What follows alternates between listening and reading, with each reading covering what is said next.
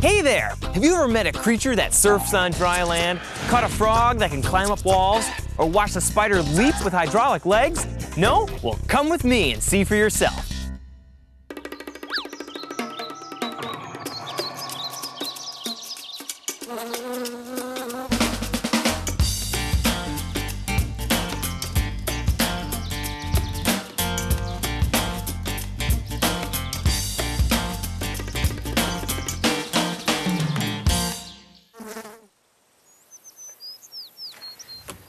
Hi, I'm Peter Schriemer.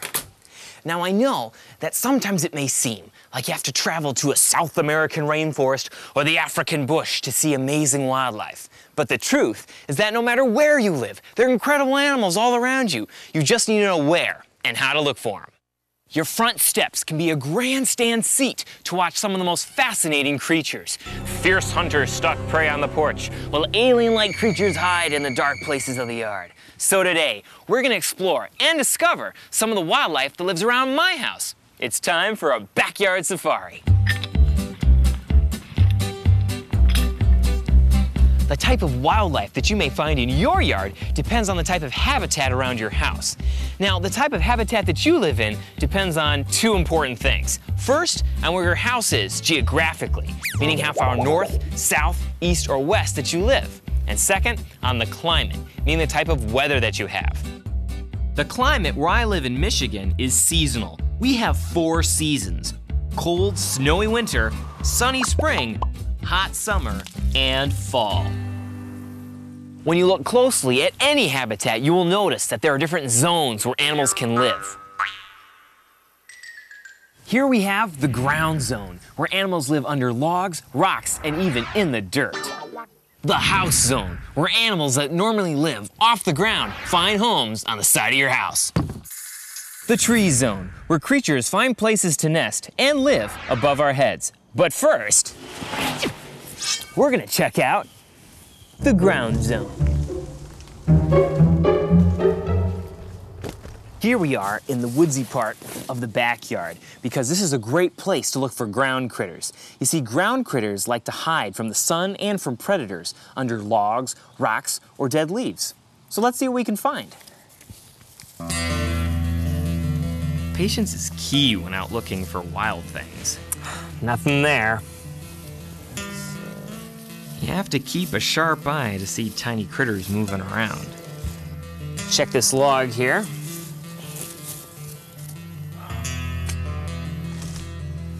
I'm hoping to find like a slug or a pill bug or a beetle or something here.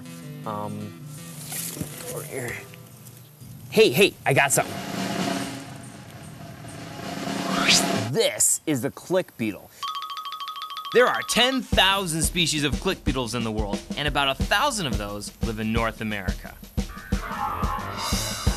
All click beetles have a similar body shape.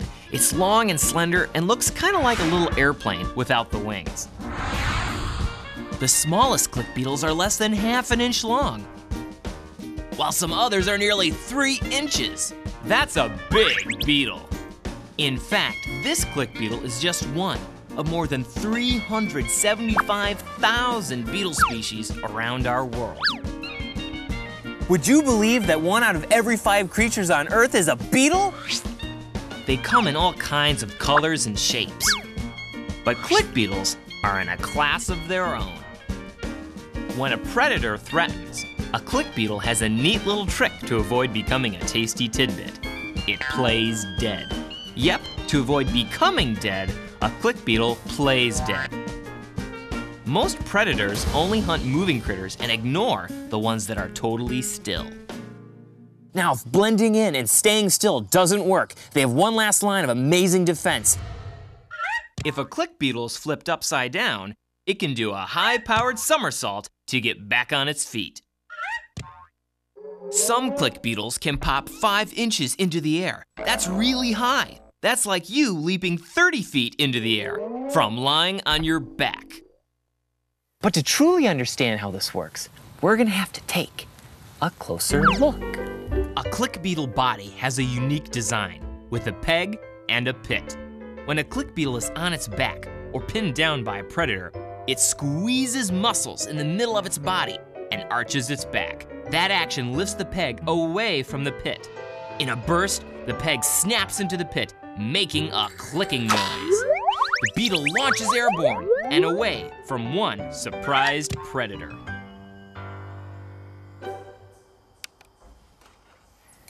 Now, if you want to catch a click beetle, you can look under loose bark and logs in the woods, but the easiest way is to check around your outside lights at night. Click beetles are nocturnal. That means they are active at night. They are drawn to bright lights like most insects. Let's let this guy go.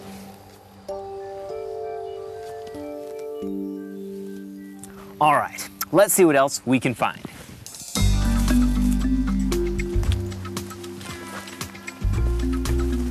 This big old log back here is one of my favorite places to look for ground critters, because I never know what I'm gonna discover. Ooh, got something. This is a slug. Now, there are many really cool facts about slugs, and one of the first things that you'll notice is that they don't have legs. How do they get around? Slugs use waves of muscle contractions to push themselves along, kind of like surfing on dry land. You can try this at home. Put a slug on a piece of clear glass or plastic. From underneath, you can see the little waves of muscles moving from the back to the head. The darker waves are the areas not touching the glass, and the light parts are the muscle pushing the slug along. Now, you might think that because this guy moves so slowly and doesn't have a shell like his cousin the snail, he would make an easy snack for a hungry predator. To avoid being lunch, a slug has a great gooey defense: slime. Whoa, take a look at that. This is what a slug does when it thinks there's a predator nearby trying to eat it. It balls up so it makes it really fat and big and hard to stick into an animal's mouth.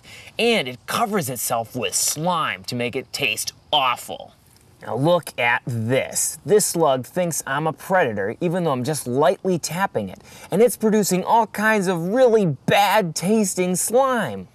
Slime, a type of mucus, won't hurt you, but let me tell you, don't try to taste this stuff. It is bleh. Slugs are the masters of slime. They make all kinds of slime, including one for getting around. If you look closely, you can see shiny slime trails that slugs leave behind them. It kind of smooths their path, protecting them from sharp objects as they cruise around. And it makes it possible to climb up, down, and all around. There's nothing out there. It's a good thing my hand's here, otherwise he'd be plummeting. You're not even touching anymore, he's hanging on by his slime.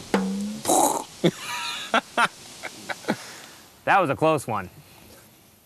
Daring acrobatics aside, the most important thing slime does is keep slugs wet. They have to stay wet to survive, and the slime they produce soaks up all the water from around the slug. Slug slime is kind of like a raincoat in reverse. It keeps the water in, not out. Now let's take a look at the rest of this creature. Slugs don't actually breathe through their mouth or their nose. They breathe through a hole in the side of their body. Wish I could do that.